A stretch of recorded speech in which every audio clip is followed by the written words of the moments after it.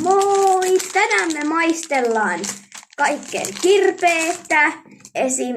Brain Blastereja, tosi kirpeitä. Sitten me maistellaan DR Souria, tämmöstä Sour Watermelon, tämmöstä. Sitten me tein tämmösiä tämmösiä maistellaan.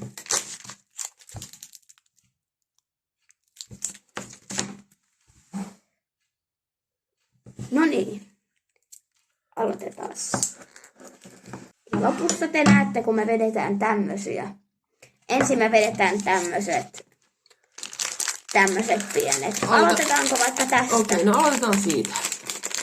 Niin. Mä sain tämmösen.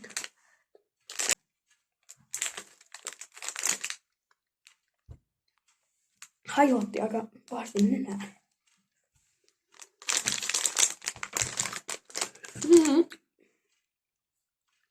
No ei osikka. Nää ei ole vielä edes.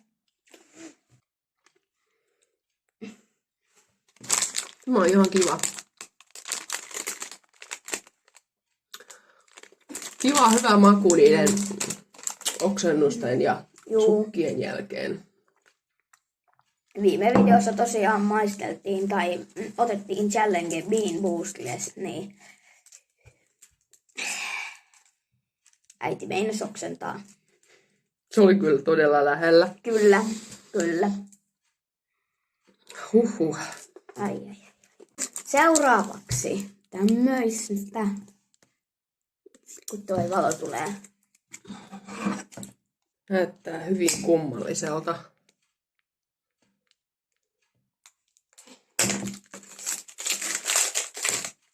Jaha, mut ihana haju. Tämmöstä, tän väristä. Haistapa sitä. Oikeasti niinku haisee. On hyvä tuoksu, niinku watermelonit. Eikä mikään kirpeätä oo. Ei oo yhtään. Ei, alkuun se ei oo. Oota vaan puhkea sitä hetki. Nyt se kirpeys tulee. Joo. Mutta on kirpeämpi kuin tuo aikaisempi. Aha, joo. Haju oli parempi kuin maku. No se on kyllä totta. No niin. Seuraavana Brain Blastereja.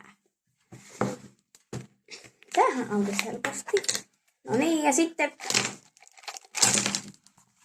Okei, minkäs makuisen? Vadelma, mansikka ja mikä? raspberry, strawberry. Mikähän tää on? Mä voisin ottaa vadelman. Mä otan tämmösen.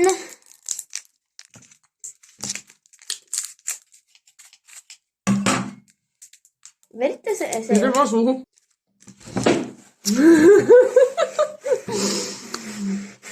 Se potkaisee. Moskis on täällä takana.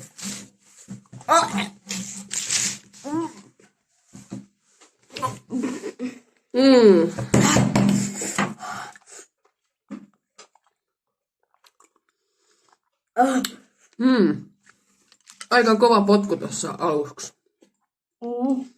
Onks täällä jotain sisällä? No, älä sit kerro. Ilmasta päätellen ei.